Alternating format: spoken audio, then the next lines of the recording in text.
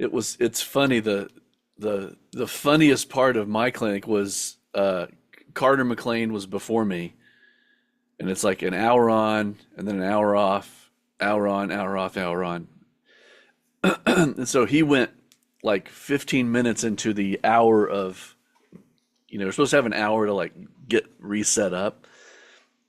So he went long, and so I started, and I was kind of going long, and I was like an hour and 5 minutes in, and I look up, and Dave Elitch is standing there going like this.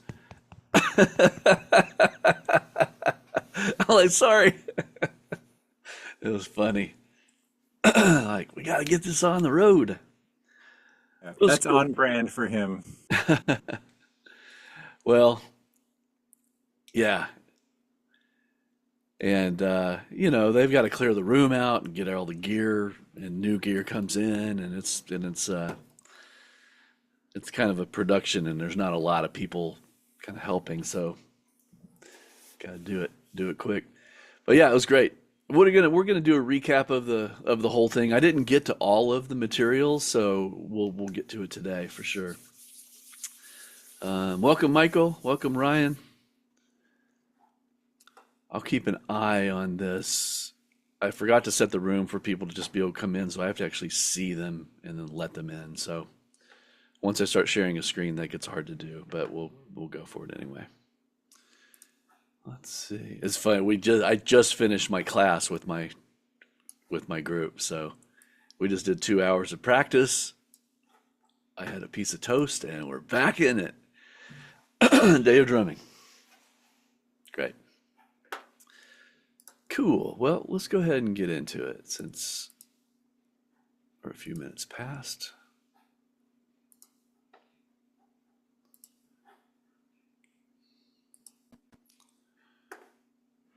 All right.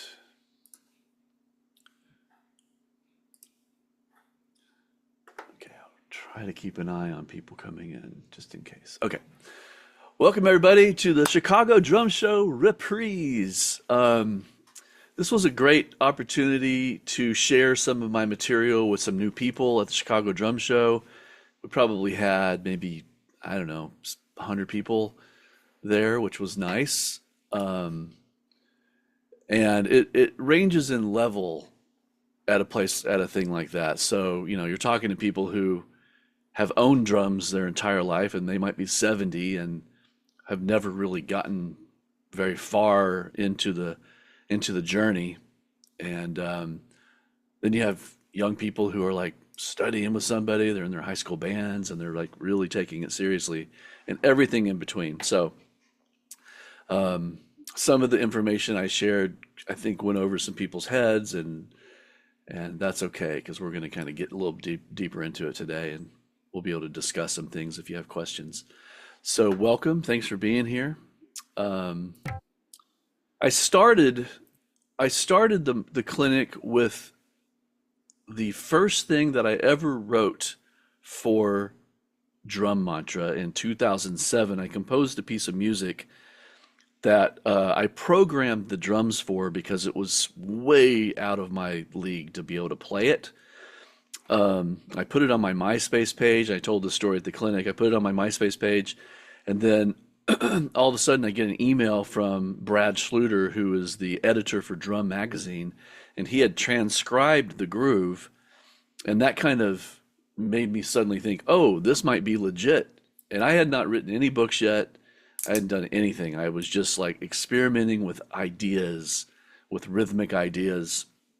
But getting that message from Brad kind of set me on a course of almost 20 years now. I've written 6 books, and have really gone deep into the topic of rhythmic repetition as meditation, and also as like really developing your skills to a very high level in drumming. And it all started with this pattern called call dash. So I'm going to play it. You're not going to hear me. You'll just hear the track, but I'll play it as you hear it. And actually, I think I wrote it. I think is it in here? Might actually be in here. It is in here. How do we see it and play it? Let me do this. I'll pull the audio from here. and I'll put it onto here. Okay, yeah. So what you'll be hearing is a 15 measure long, non-repetitive phrase. It's in 4/4 time. This is what it looks like. It's ridiculous to try to read this, but it's in 4/4 time. The groove is basically this.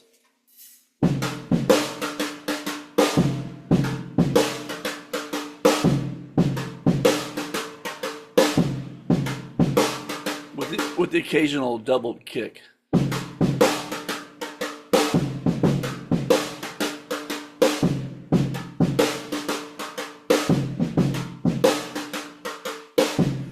So that's the groove the whole time between the kick and the snare.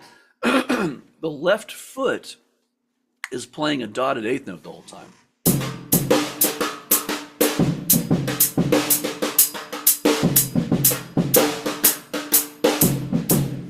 Which means it becomes a 3-bar phrase. It doesn't repeat until the 3rd bar has happened because of the dotted eighth note.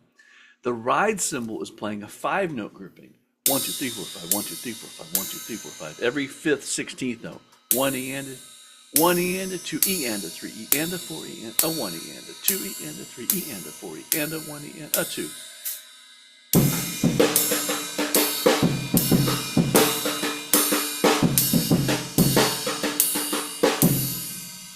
That makes it a 5 measure long groove.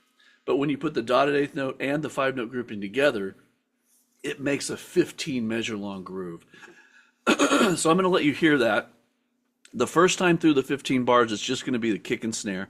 This is not something that anyone needs to play. I'm just demonstrating how I started the clinic. And then the second time through the 15 bars, the dotted eighth note will happen with the left foot, and the third time through and the fourth time through will be adding the ride cymbal. So it's 4 times through this 15 bar cycle. And then we'll get into the clinic. All right, here we go.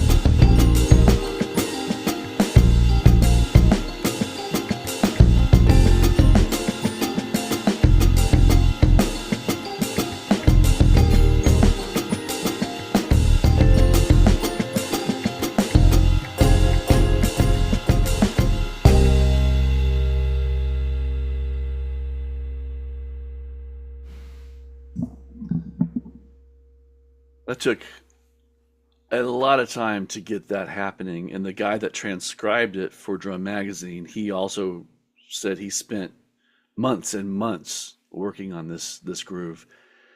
It's very complex, but what it does is it provides an opportunity to go to a next level with your playing as far as balance is concerned.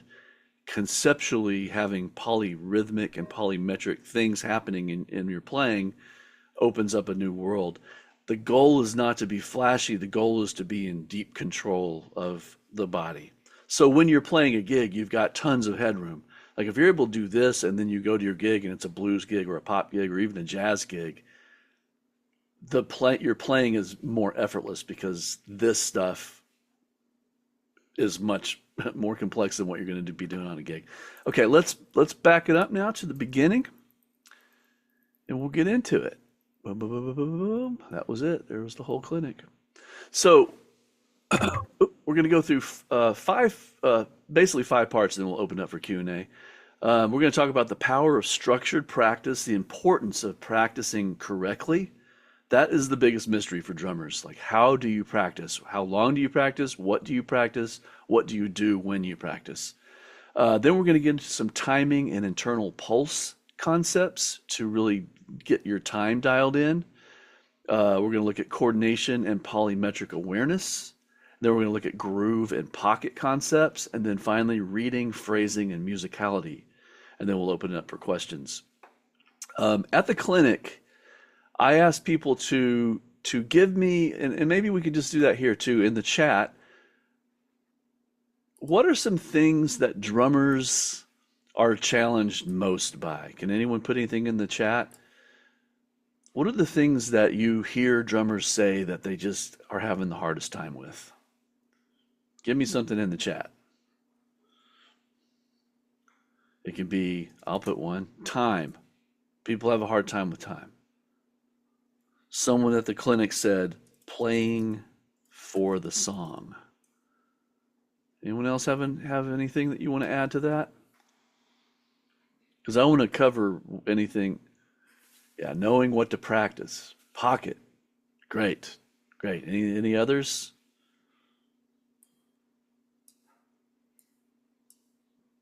Creativity and fills. Excellent.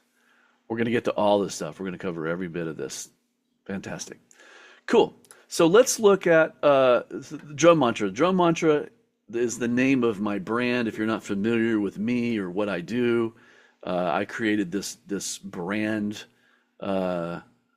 basically in 2007. It's about 18 years of development. Drum mantra means rhythmic repetition. Drum is rhythm, repetition, mantra. Drum mantra, rhythmic repetition. And the whole concept is practicing something long enough to develop the muscle memory so your body knows what to do without you having to think so much about it. So once your body has developed these particular abilities of drumming and coordination, then you can express yourself without having to use so much CPU. You can still pay attention to what's going on in the music, what's going on around you. You can respond more purely, more creatively. So the whole idea is in the practice room, we get very serious. And there's some steps to practice. So we're going to go through all of that stuff. There are 6 key elements in the drum mantra practice system: time, reading, coordination, polymeters, phrasing, and groove. We always try to focus on multiple parts of these elements in each exercise. And I'll point out that a lot of the exercises we'll do today cover several of these in a kind of a cross-training fashion. And just for fun, this is the logo. And if you see there's 6 little circles in the middle, those are the 6 key elements: time, reading, coordination, polymeters, phrasing, and groove built into the logo. Okay, part 1, the power of structured practice. We're going to look at the 4 quadrants of competence.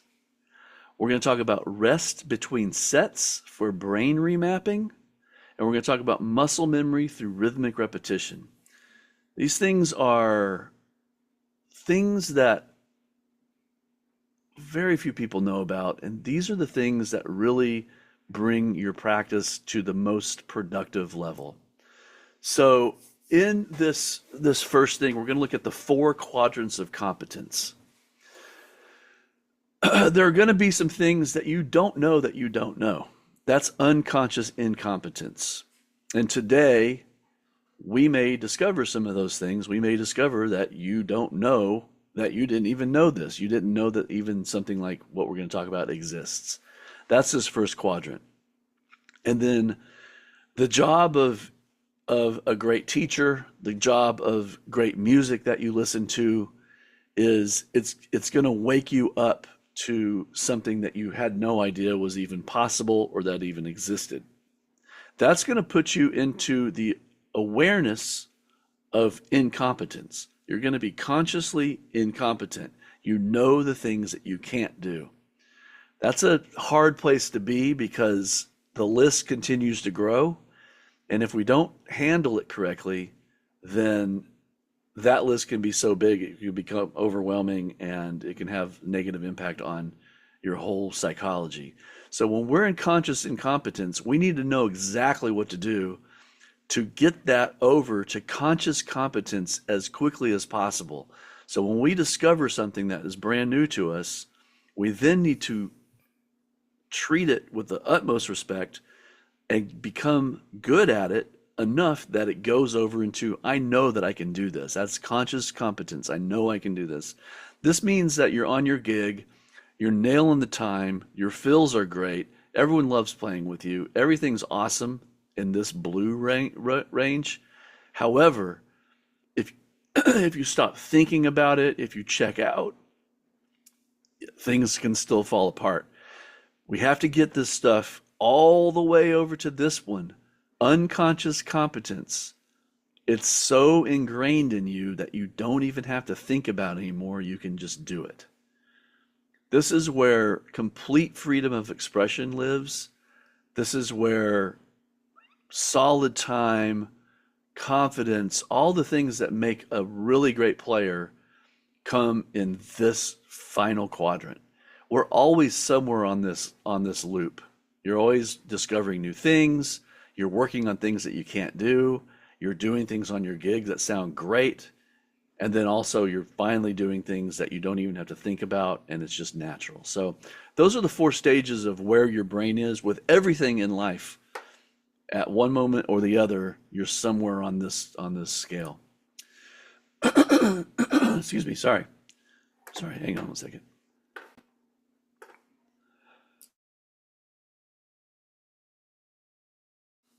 Excuse me. Okay, this is a new one.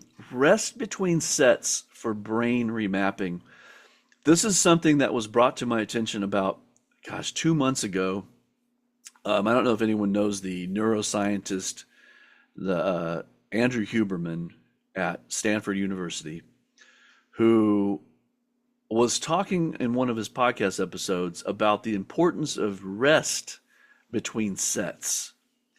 And this really stood out to me because what do we do when we practice? We do something, and then we go to the next thing, we do it, and then we go to the next thing, or we practice, and we practice, and as soon as we're finished practicing, we go to our phone and we start scrolling, or you do whatever. So the idea is you do repetitive training, and then as soon as you do that repetitive training, you literally stop.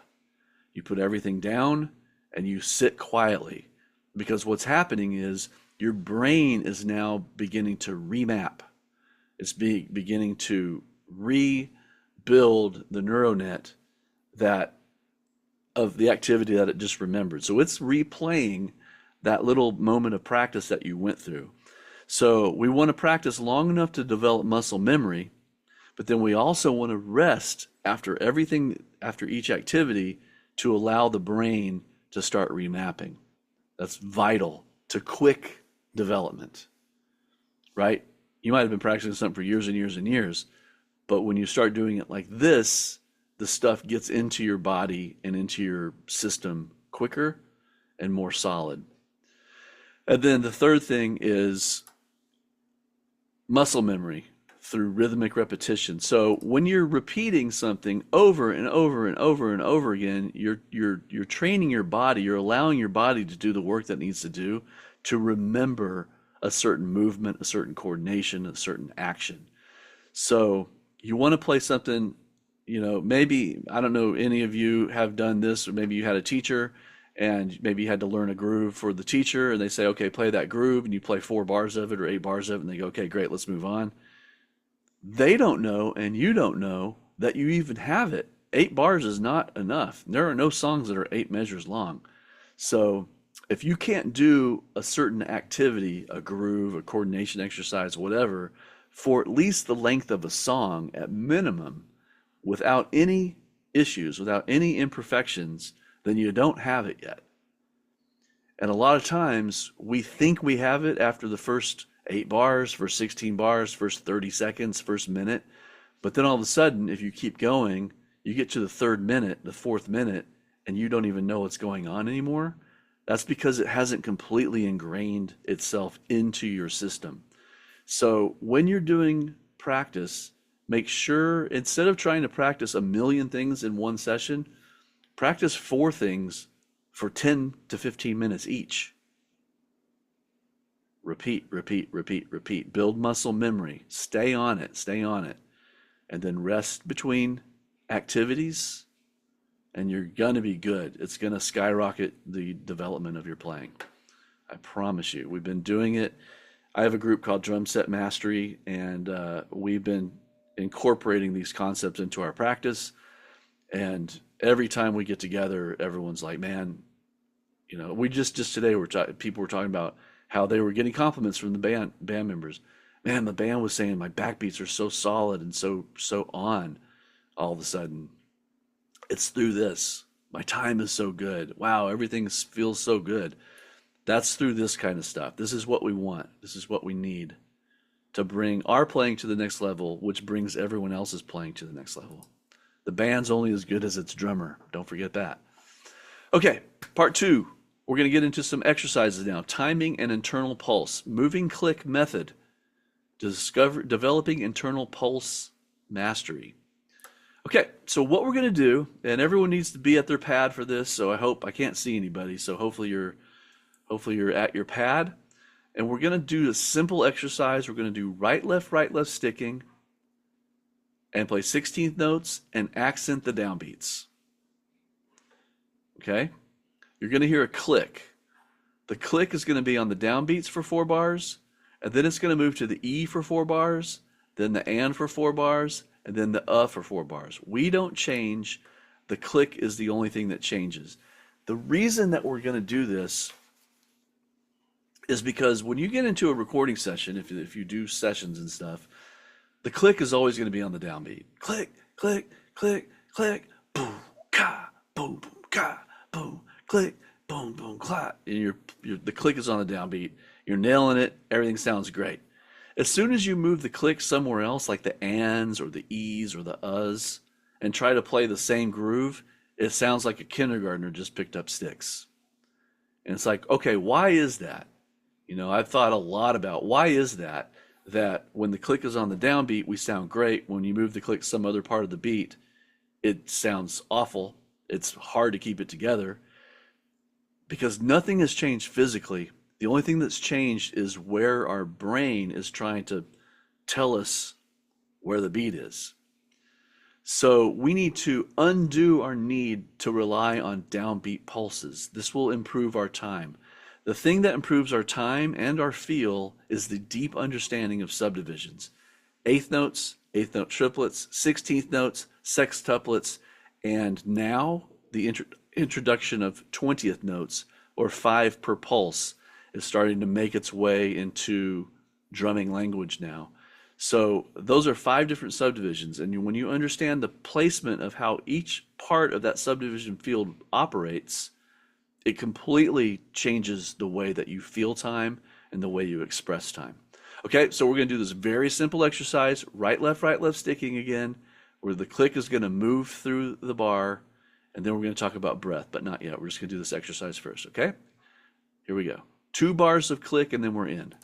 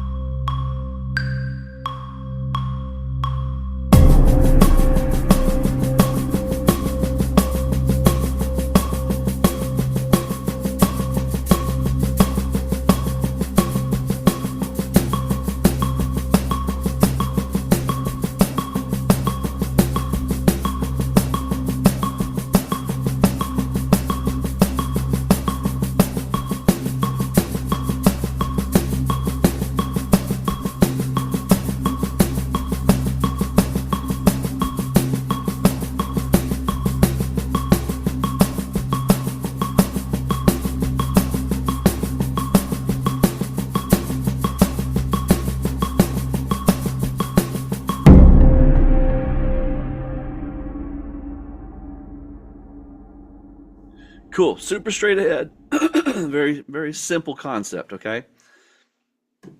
We heard the click go across the bar nine. Now, let's talk about breathing. This is something that drummers don't have to do to play their instrument.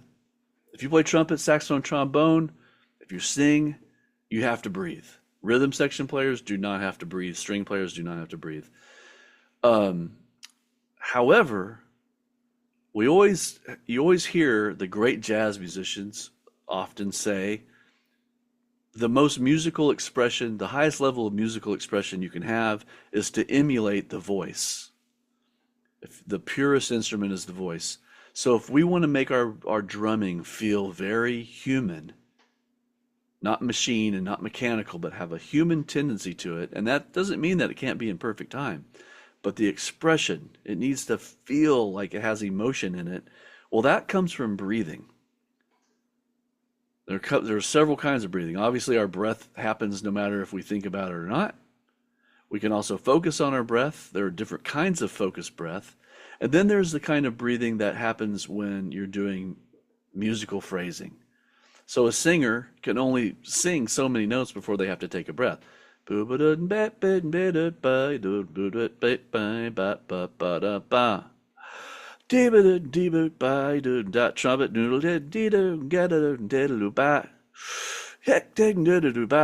don't have to do that, but if you do, if you listen to great drummers, Tony, Art, all the great jazz players, and even some of the more modern people, there's every once in a while you hear a space, a little gap in their playing. It's a breath. That breath brings you in. That brings the emotion back into the playing. Anyway, so we're going to train ourselves now to breathe. I have a metronome. I'm putting it on 87.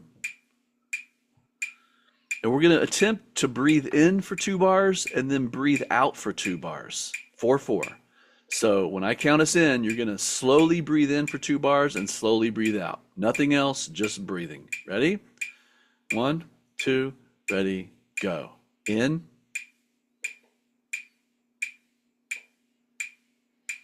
Out. In through the nose. Here we go. In.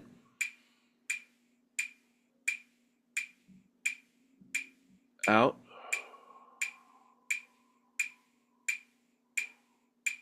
In.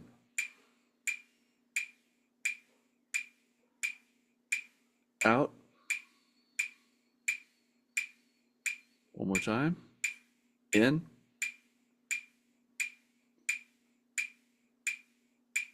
Out.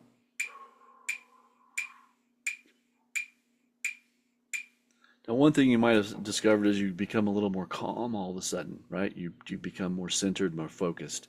Breathing is so vital. It brings you back into a centered, focused state. Okay, we're going to do this exercise again, and this time we're going to do the 2 bars breathing in and out. Right, left sticking. Pay attention to the click that you hear, but also think about your breathing. 2 bars in, 2 bars out. Okay, here we go.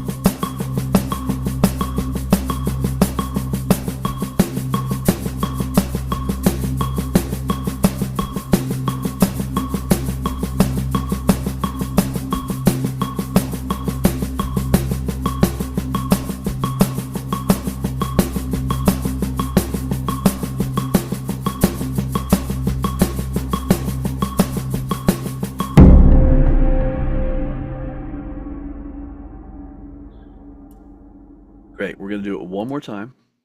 This time, left, right sticking, opposite sticking. Lead with your left, accent with your left.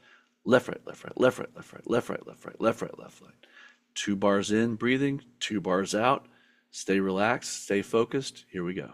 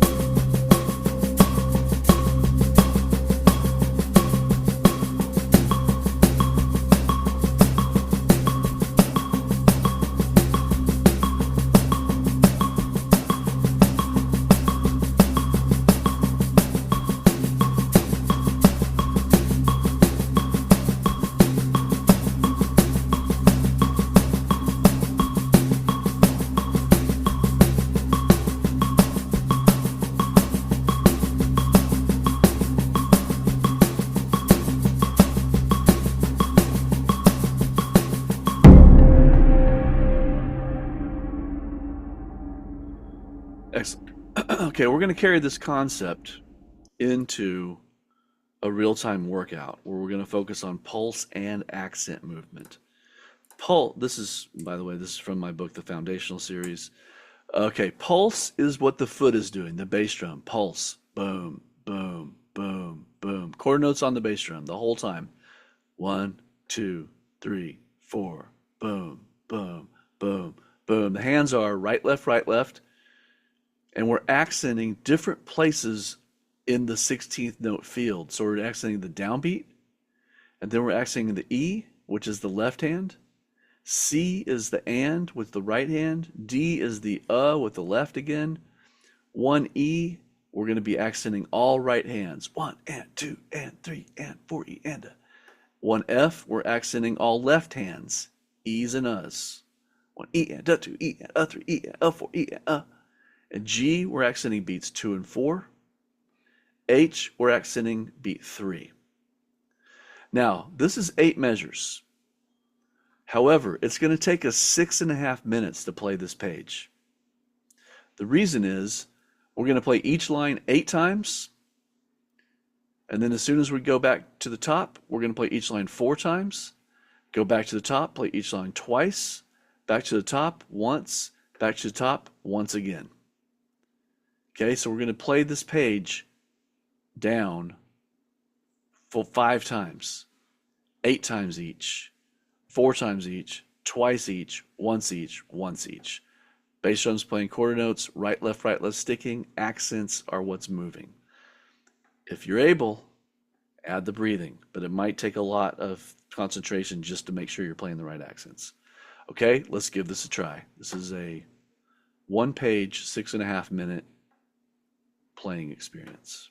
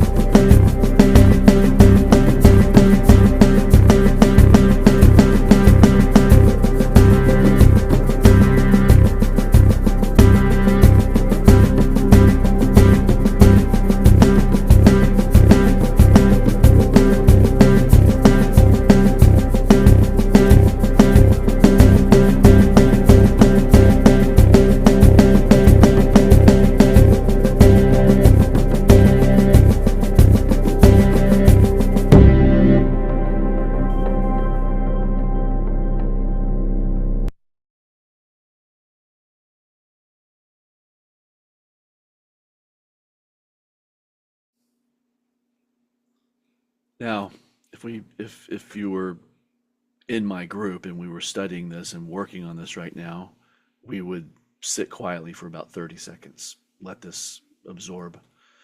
Um, and I'm really tempted to do that, but I want to move through this material so we can get through all of it in the 90 minutes. Our sessions in my group are 2 hours, and we do it twice a week. We practice together for 4 hours every week. Um, we get very deep into this. This is the first page of 6 pages. These are individual page workouts. And then we have what's called the meditation, which is all 6 pages in a row.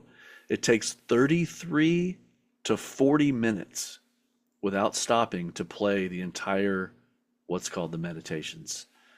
It's very complex. The bass drum moves, each page, the bass drum moves to a new position. So you leave no stone unturned. Your body is playing every single part of the subdivision field with the bass drum and the hands.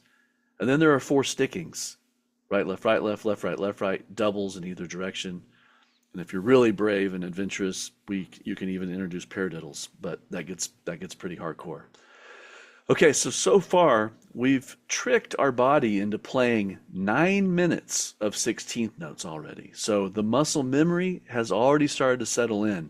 It's very rare that you would sit down by yourself and do 9 minutes of controlled 16th note practice.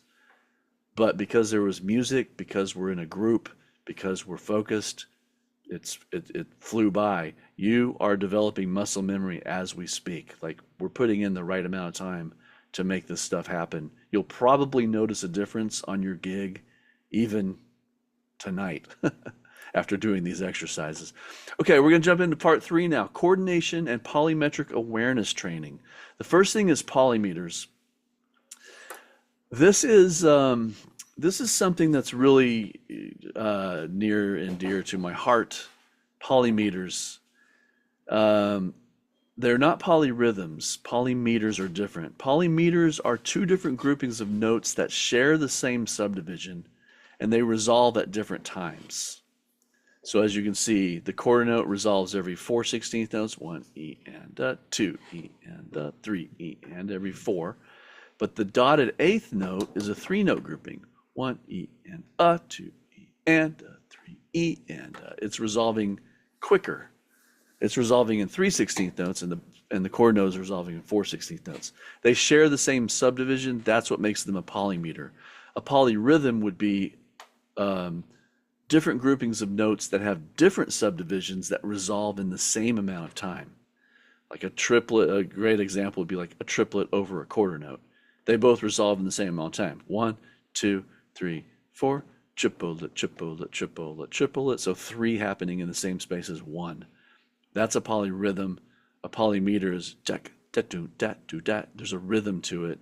There's a groove to it because it shares the same subdivision. So let's just take a look at this.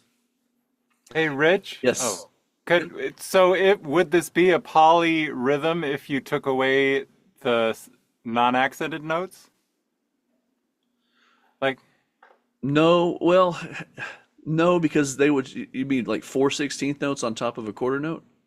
well, if you took away the E and on beat 1, the left right, if you took away all those kind of unaccented notes away from the bass drum and the accent, then would you be left with the polyrhythm? No, because No? Okay. because they share the same subdivision. A quarter Yeah. note is a duple-based subdivision. And so 16th notes are duple-based subdivision also. Mm-hmm.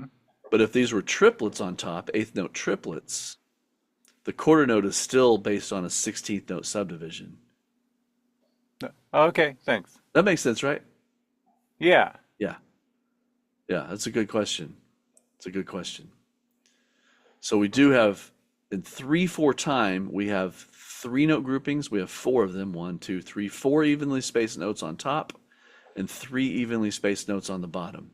So if we were to play the chord notes on the bass drum, 16ths on the snare drum, and accenting every third, we would have this. 1, 2, 3. 1 E and a 2 E and a 3. 1, 2, 3. 1, 2, 3.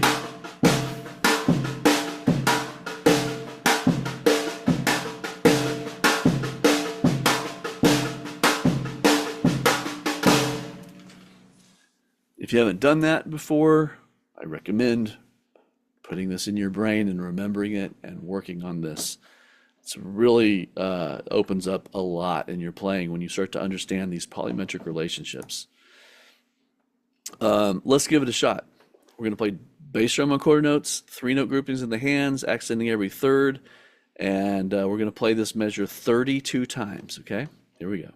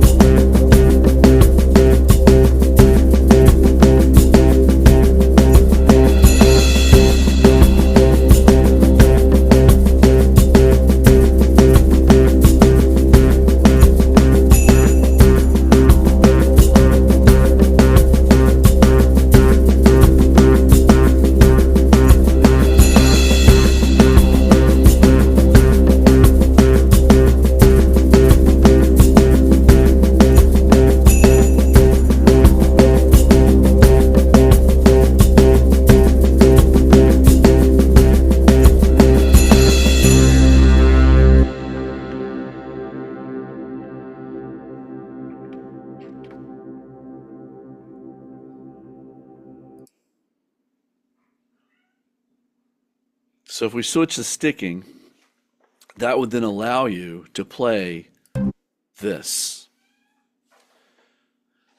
So now we've got bass drum on quarter notes on number 1, 3-note groupings. On number 2, the 3-note groupings remain, but we move the bass drum to the E. Still evenly spaced, 4 notes apart. And then we move it to the and. Evenly spaced, 4 notes apart. Bass drum is on the ands, and then finally the. So there's no difference in the distance between the notes of the bass drum. It's just where we start the pulse. It's a pulse because there's no rhythm. It's just a static pulse. So really, the bass drum is playing a static pulse, and the hands are also playing a static pulse. Every 3 notes, that's static. There's no rhythm to it. It's just a pulse. So I would call the bass drum the primary pulse, and I would call the accents in the hands the secondary pulse. And I'm going to show you, talk about that more in just a second. But start thinking about evenly spaced things that do not ever change or have a rhythm as pulses. So we have a primary pulse and we have a secondary pulse. There's 2 pulses going on at the same time. Let's give this a shot. This is a tricky one. In fact, at the Chicago Drum Show about 7 years ago, I presented this exercise and probably had about 100 people, maybe more, try it. And 90% of the drummers that tried it could not do it. And I'm talking about all levels of drummers, all the way up to full-time professional players. So this is one of those things that slips under the radar, and it's something that drummers should be able to do. We need to evolve to the level of understanding that can make this thing happen. It's not rocket science. It's very simple concept, but because we don't do it, it's foreign and it's going to be very awkward. When you get to number 2, I guarantee if you've never tried this before, there's a really good chance that it's going to fall apart. So don't feel bad. It happens to everybody. But let's go ahead and give it a shot. So we're going to play line 1 4 times, then we're going to go to line 2, line 3, then line 4, and we're going to do that whole thing 4 times in a row. Okay? Here we go.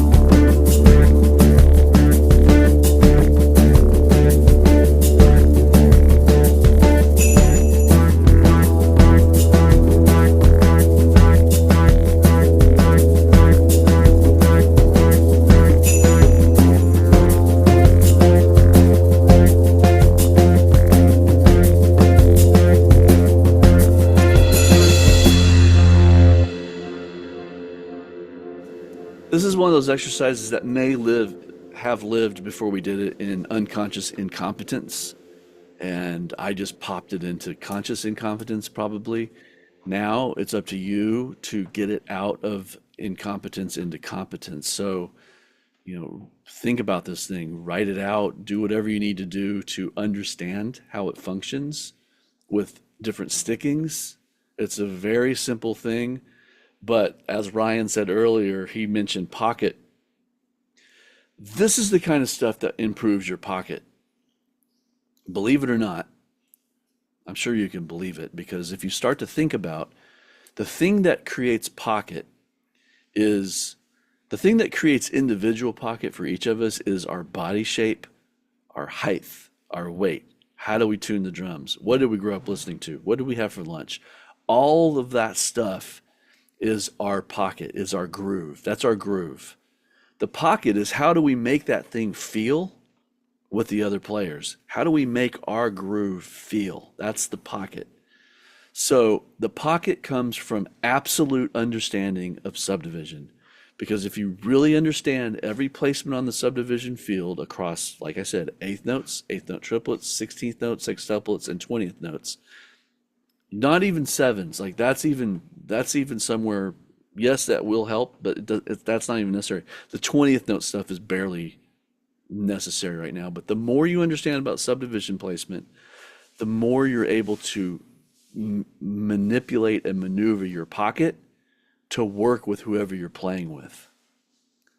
You might play with a bass player that rushes one night. Well, there are things you can do to keep that from happening and still keep the band feeling good when you understand and are strongly versed in accent movement and accent placement. So do this. This is the very beginnings of my practice system. This is the stuff that gets you ready to actually practice the material that will make a huge difference in your playing. Okay, if we take out, I'm going to zip through this real quick. If we take out the 16th notes and just do the 3-note groupings on the ride cymbal, it sounds like this.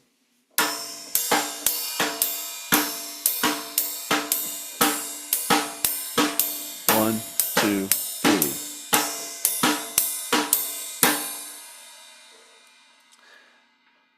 Now, it just so happens that a metronome at 90 and a metronome at 120 will give you this.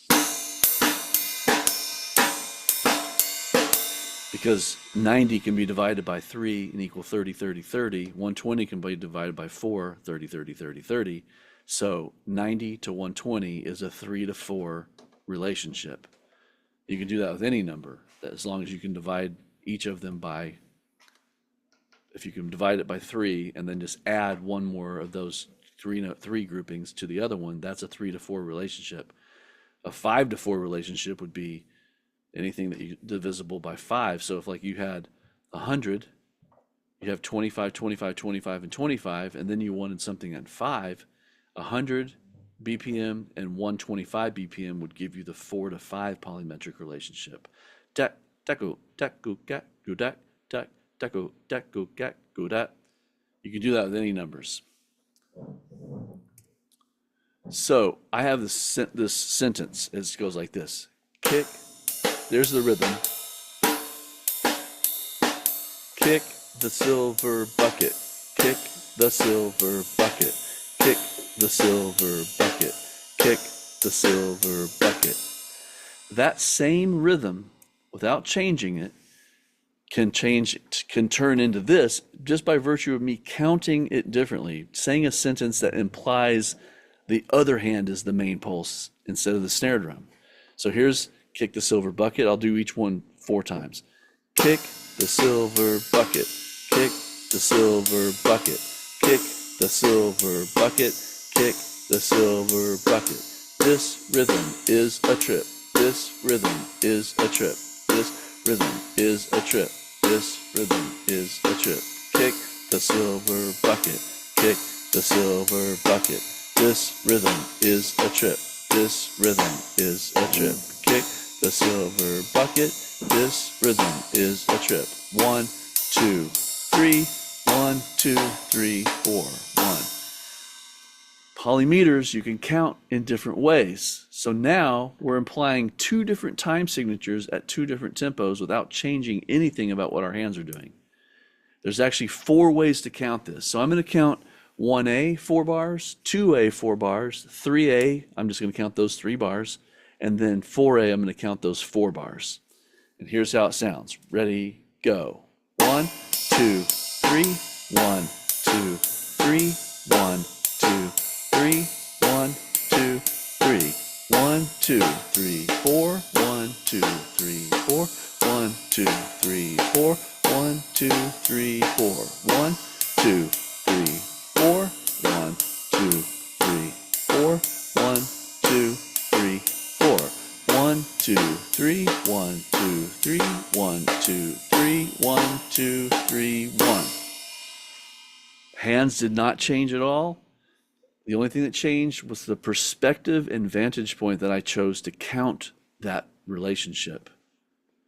So when you can understand this, and this is probably another thing that just popped out of unconscious incompetence into conscious incompetence, is polymetric relationships provide rhythmic perspective.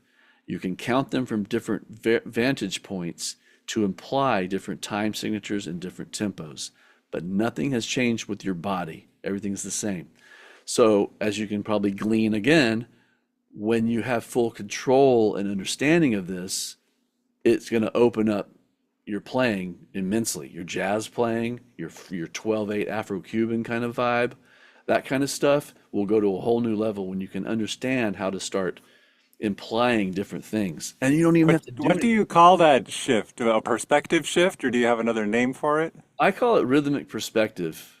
Yeah, but when you actually go from the kick the silver bucket to this rhythm is a trip, like that shift in perspective, do you have a name for that or just a perspective shift, or what do you call it?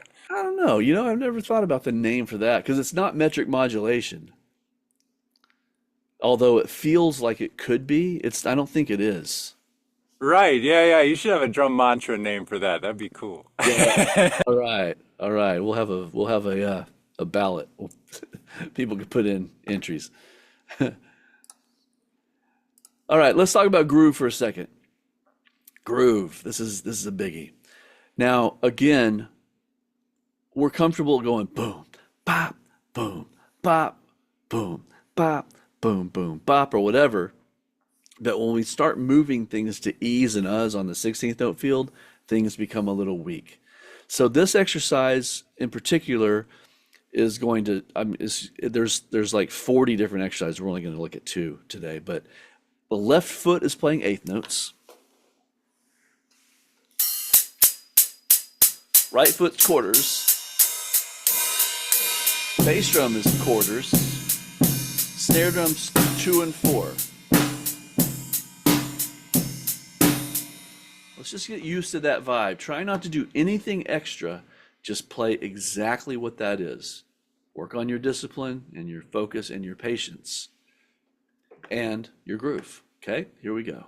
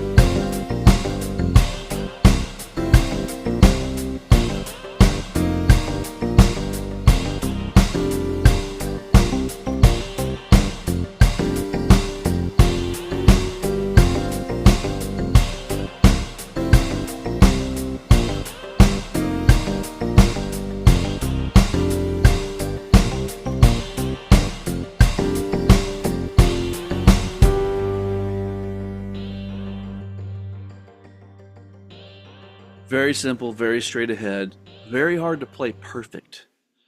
We're going to do one more. We're going to move the bass drum to the E. Get going, get going. 1 A, 2 E, 2 E, 4 E. Same thing, same length. Bass drum's on the E.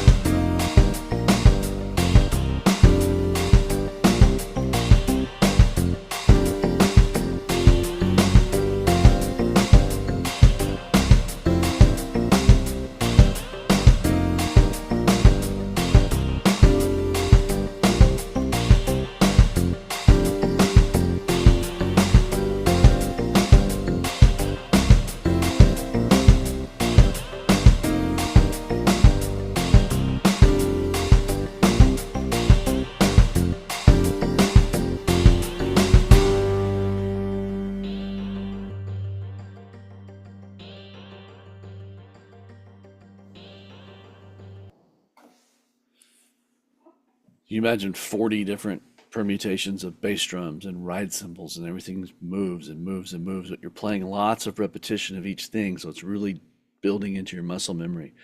This is the kind of thing that when we practice in the drum set mastery group, I might say, okay, pop quiz. And everyone's like, oh boy. And I'm like, get out your phone. Everyone gets their phone out, they hit record, and then we do the exercise, and then they turn it in. So I'm able to check on each person, like, where are you at? Let me hear it. Because people might think, oh yeah, it sounds great. I'm doing it. I'm killing it. And then we listen back and we're going, when you listen back to yourself, you go, oh, okay. It's not quite what I thought was happening. The recording is the truth teller. Let's see here. We're gonna move the just same thing, different permutations of things. I think I want to come back to this. If we have time. I want to get into reading, coordination, and phrasing. Okay, reading. I talk about this a lot. I talk about how on social media you see people having arguments. Does it matter if you can read? Why do I have to be able to read? Does it, Buddy Rich doesn't read, Dennis Chambers doesn't read, blah blah blah. And my answer is always, you're not Buddy Rich, you're not Dennis Chambers. And it's kind of like, well, yeah, you don't have to read. You could play drums and maybe have some kind of drumming career experience in your life, but it's not that hard to learn to read the basics. And when you can, all of a sudden, you can play jingles. You can play when an artist comes to town and there's no rehearsal. You can play church gigs, pickup gigs. You can sub for people. It just opens the doors up a lot if you understand the basics of how rhythm functions and how it looks on a page. So, one of the things I do in my training when I go deep into training with people is we start to just recognize what shapes you see on the page to what you're hearing. And we're definitely not going to get into all that today, but I want to show some of the things. This is now in my book, the Primary Series. This is book 2 in the Drum Mantra Canon. This is some of the concepts from that book. Is you're reading with your bass drum and you're doing different accents with your hands. And we're not going to go through this whole page today, but I think we're just going to read. I'm going to read down a little bit. So I'm going to play it. I just want you to join on your own. I won't hear you. You'll just hear me. And we're going to read down this. We're going to read down this whole page. I'll turn the metronome on to keep us honest.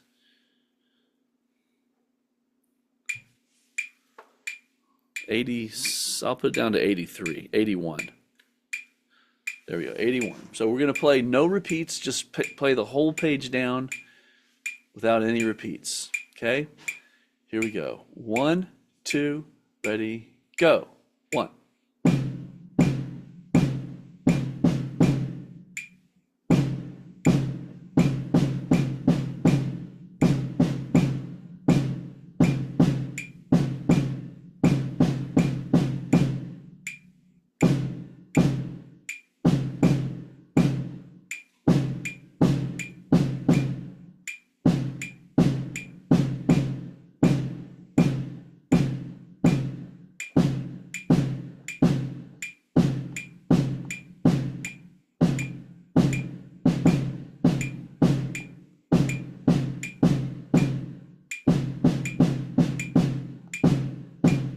Line 6.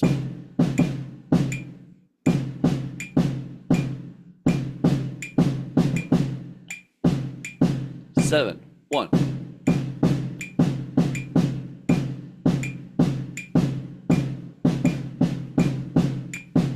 8, 1.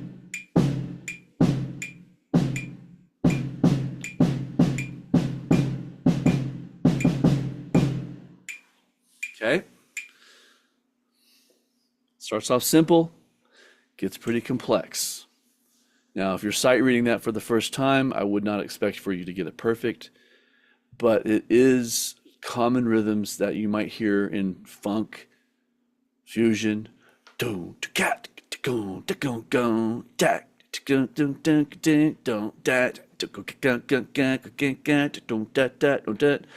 common that you're going to be playing not that much at once, but those ideas, bass drums on the E's, 16th note oriented things. So, and then what we would do is we would take the snare drum and we play tekka, tekka, tekka, tekka, and do these different accent patterns on top.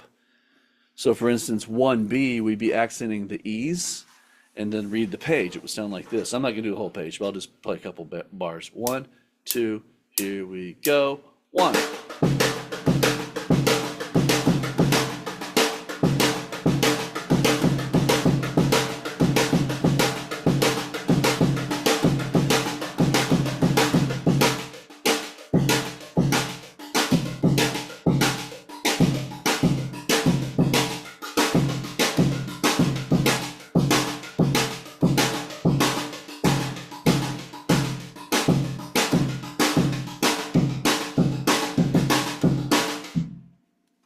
Etc. Great workout, great workout. Super good for your time, your pocket, your groove, your creativity, your phrasing. And then you can do modifications. So like the first bar, the first line, 1, 2, 3, 4, 1 and 2, 4, 1, 2 and 3 and 4. That can become the bass drum. And you could do a ride cymbal pattern, ding, digga, ding, digga, ding, digga, ding. Put 2 and 4 on the snare drum, and now all of a sudden you have a groove workout. Sounds like this: 1, 2, ready, go.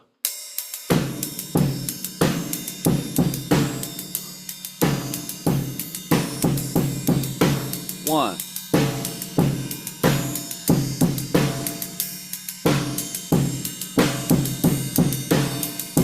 So you have the groove opportunity. Now notice it's a 3-bar phrase. What you get to do in a 3-bar phrase? Add a dotted eighth note, polymeter. So the left foot could play dotted eighth notes. I don't know if I can do this right off the bat, but I can try. 1, 2, 3, 4. Ah.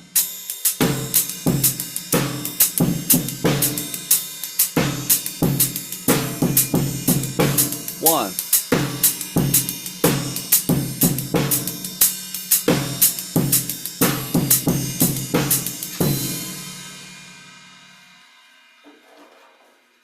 So once you start to know these concepts, you can add them into your practice and just skyrocket your playing. I'm talking like next level playing almost immediately when you understand the concepts. So when you pop that stuff out of unconscious incompetence into conscious incompetence, get it over to being competent at it, watch everything change. It's just incredible experience. I've been talking too much this morning after 4 hours of teaching. Throat's rough. Okay. Creative phrasing. Okay, here's Richard's creativity and Phil's idea. Okay, we're going to look at creative phrasing here. This is a little game I play with everybody. If we take a bar of 4/4 and put it into 16th notes, there are 16 notes in a bar of 4/4. So we're going to come up with a pattern. We're going to come up with math. It starts off as math, it becomes music eventually. 2s and 3s that add up to 16. So I already did one for us. We're going to combine 2s and 3s that add up to 16. And here's one. 2 plus 3 plus 2 plus 2 plus 3 plus 2 plus 2. Okay, that's random. And then what we're going to do is anytime you see a 2, you're going to go right, left. Anytime you see a 3, you're going to go right, left, left. Okay? So we would have right, left, right, left, left, right, left, right, left, right, left, left, right, left, right, left. So that's the pattern. Right, left, right, left, left, right, left, right, left, right, left, left, right, left, right, left. A 2 is right, left. A 3 is right, left, left. That's a 1 bar fill of 16th notes. Now, if you put your right hand on a tom and your left hand on the snare drum, you have this.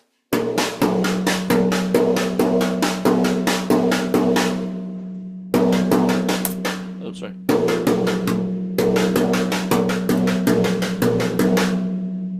If you do the 2s with the high tom and the 3s with the low tom, you have this.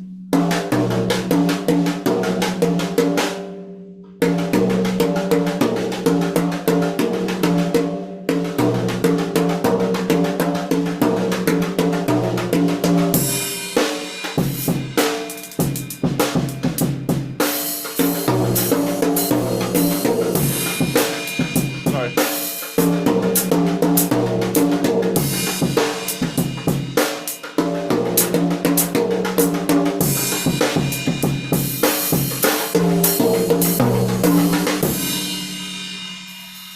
Two, three, two, two, three, two, two. Let's look at the bigger picture of this. A 2 and a 3 is a 5. 1, 2, 3, 4, 5.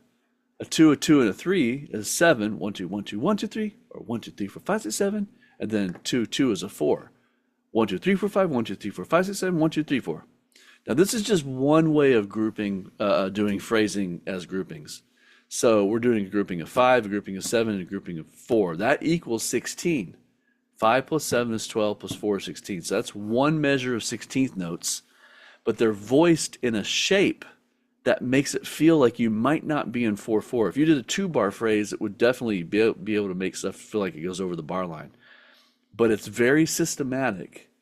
And it starts off as literally sitting down with a piece of paper and coming up with 2s and 3s that add up to 16, 2s and 3s that add up to 20 to 32. And then just practicing those things. And eventually it becomes comfortable where you can just improvise it. Like a 2-bar phrase.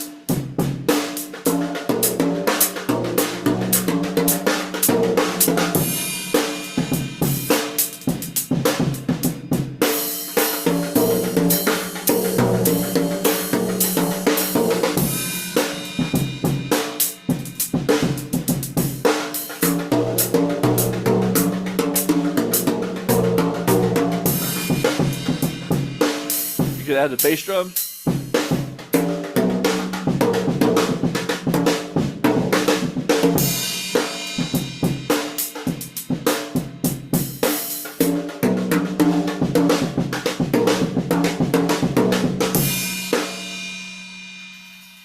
That's linear phrasing, and it starts off with this groupings, and then starting to slowly understand it well enough to improvise the groupings, and then start adding bass drums in, and that becomes a great launching point for one concept of fills, which is linear phrasing. Now, to be honest, fills, for me, when I'm playing music, here's a fill that I might play in a night.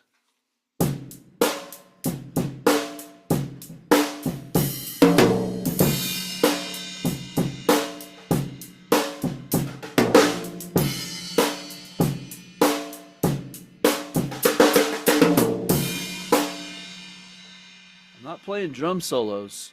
And when you're playing pop music, which is what I do mostly, it's just like, hey, we're going into the next section of the song. It's not all of a sudden a fusion drum solo. It's just do do do bang or beat four on the floor tom, bop boom boom boom.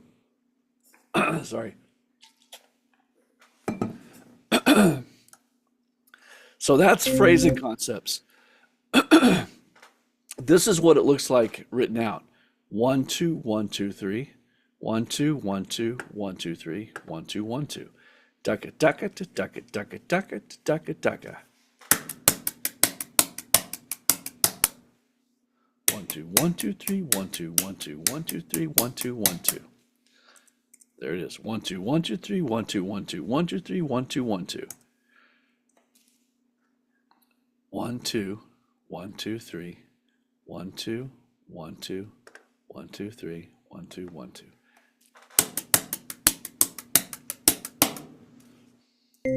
Over a bass drum, it would sound like this.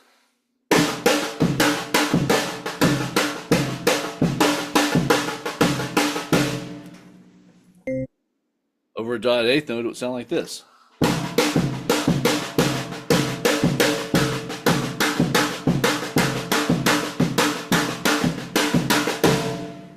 Three-bar phrase. Oh, okay. Real quick, I'm going to go back to talking just very shortly about 20th notes. So 20th notes are 5 notes per pulse. 1, 2, 3, 4, 5. 1, 2, 3, 4, 5. So we're in 4/4 time, but there are 20 subdivisions in the bar. They're not quintuplets. If a quintuplet would be if you're playing a groove and then threw a 5 in.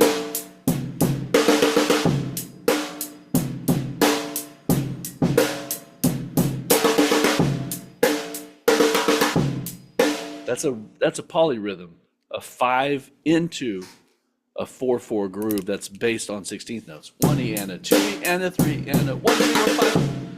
1E and a 2E and a 3 and a 1 2 3 4 5 1. That's a polyrhythm and it's a quintuplet. If everything in the music is based on 5 per pulse, if everyone in the band is playing 5 per pulse, that's the rails of the music, then they're called 20th notes. And so the example here is called a flat shuffle. It's the first and fourth of the 5-note groupings. 1 2 3 4 5. 1 2 3 4 5. 1 2 3 4 5. 1 2 3 4 5. 1 2 3 4 5. 1 2 3 4 5. 1 2 3 4 5. 1 2 3 4 5.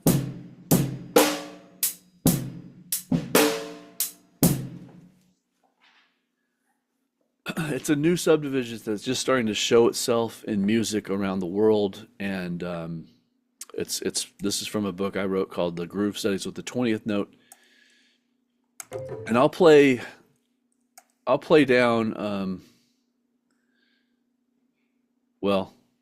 I'll play some of this one. This is the first, third, and fourth. The hi-hat goes like this. First, third, and fourth. 1 2 3 4 5. 1 2 3 4 5. 1 2 3 4 5. 1 2 3 4 5.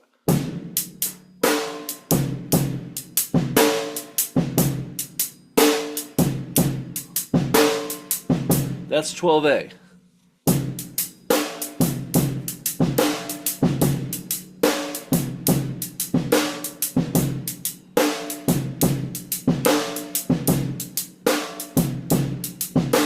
Here's 12B.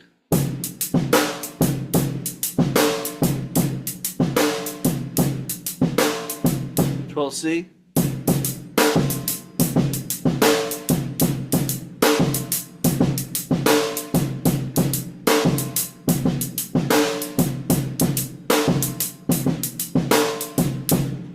Etc.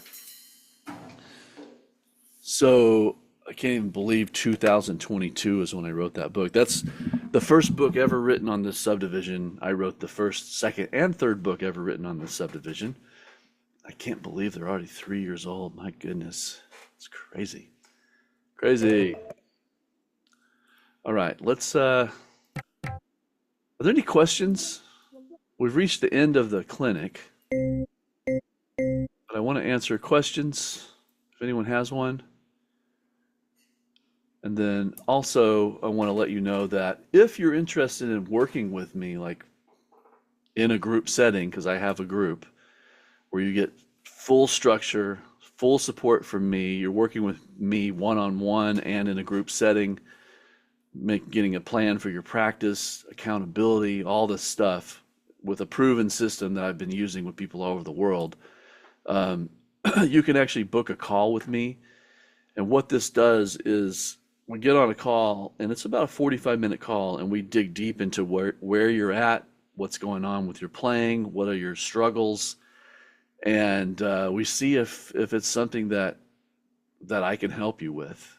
I work with, like I said, I work with people all over the world, and I would love to talk to you. So if you're interested in like really getting deep with me, you can go to drummantra.com/drumchat, and we can have a conversation about your playing.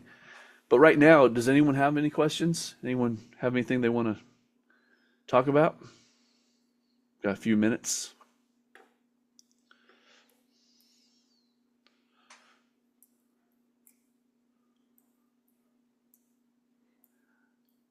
Any questions? Questions?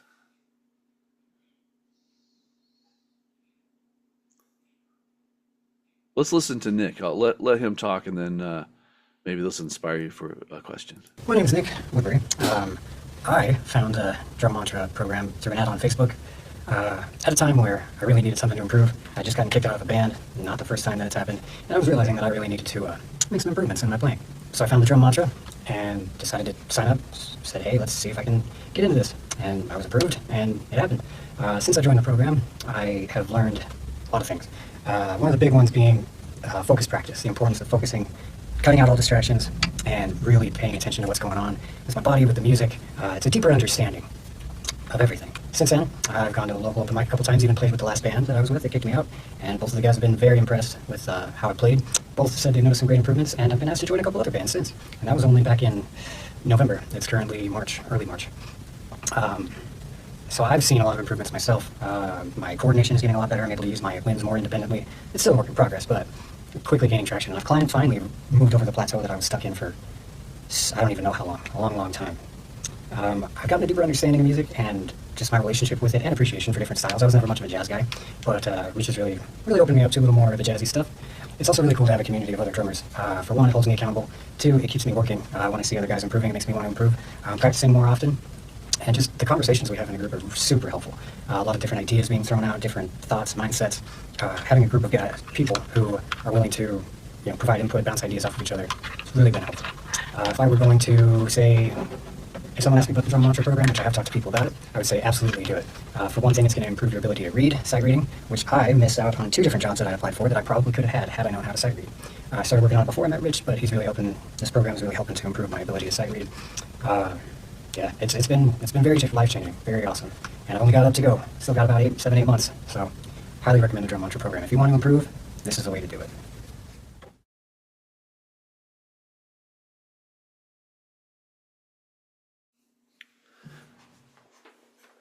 Any questions? Any questions about what we did? I want to make sure I cover things. If anyone has anything they want to ask me or say, or if you just want to book a chat, we can talk in private. That'd be totally cool too. I will give it 30 more seconds. Now's your chance. I know we covered a lot. There's a lot that we talked about, so it's I don't know if it's overwhelming or what. So happy to answer a question.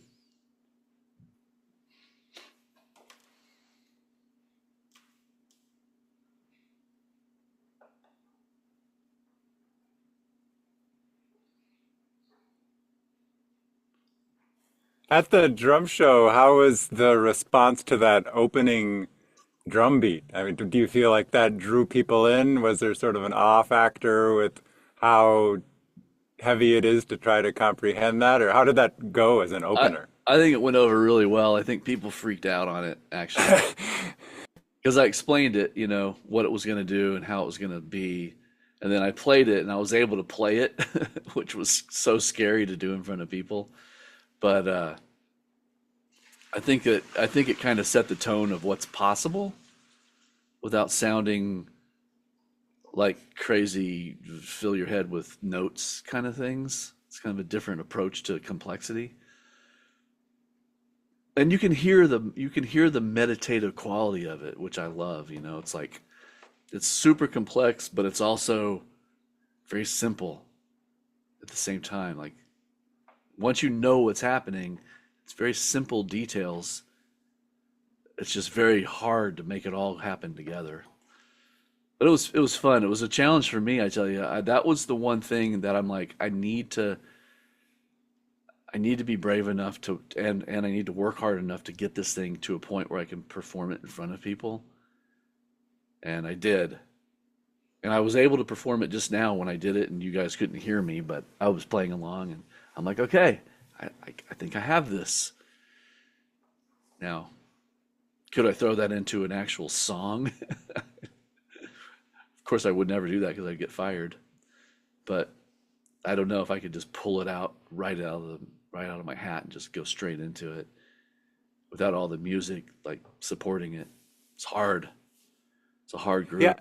I did like your language about how does this transfer, like you wouldn't use this, but it just elevates your musicality. I think that, do you get people asking you like, when would I use this? Not as much maybe because I say it off the bat, that a lot of this stuff it's kind of like I don't even know what to compare it to. I don't know. I don't know what to compare it to. Like if someone was, doing sprints or something, but they're doing it and they're a baseball player, and someone would say, "Well, why do you do sprints if you're a baseball player?" Or something. I don't know. It's like it's part of the training that makes you more agile to do things. Yeah, the psychological context would be peak transferability, like David Goggins trains Navy SEALs and he also teaches people how to be more resilient. Like you don't need to be training to be a Navy SEAL in order to benefit from what he's Right. teaching. Yeah, Yeah. it sounds similar to this. Like you don't need to be able to play in with Chick Corea or whatever, that level of band for this to benefit you. Right. I'm glad you brought that up because I like to use Steve Gadd as an example. Like Steve Gadd played Spain with Chick Corea, and then he played Spain with Al Jarreau, a pop version. Or he's playing like high level fusion stuff in three quartets, and then he's playing brushes with James Taylor. And when he's playing brushes with James Taylor, you can hear the depth of his playing, even though he's not playing the big fancy stuff. You can just tell that his groove is so deep because he has so much headroom. And that's the thing. It's like a lot of drummers I hear, they're playing at their highest level just to play their gigs. Like there's no headroom. And you can feel it. You can sense like this is it. I can't take it to the next level. And you can just tell that, Any great drummer playing a simple gig, you can tell that the groove in the pocket is deeper because they know way more than what they're doing. It's huge. It's huge. Same with anything. I mean, I'm sure there are athletes that can do way more than you see them doing when they're actually playing. You know, you practice way beyond what you're ever going to actually do to make it that much more comfortable. Yeah. Okay, guys. Well, I don't want to hold you anymore. We're here for a little more than 90 minutes. I really appreciate your time. Would love to chat if you want to. This drum set mastery program is a very serious endeavor where I take you for a year. It's a year long. Twice a week, I work with you and I get you way up into the next level of your playing. And I've watched it work with lots of students. So if that's something that seems interesting to you, it's a commitment.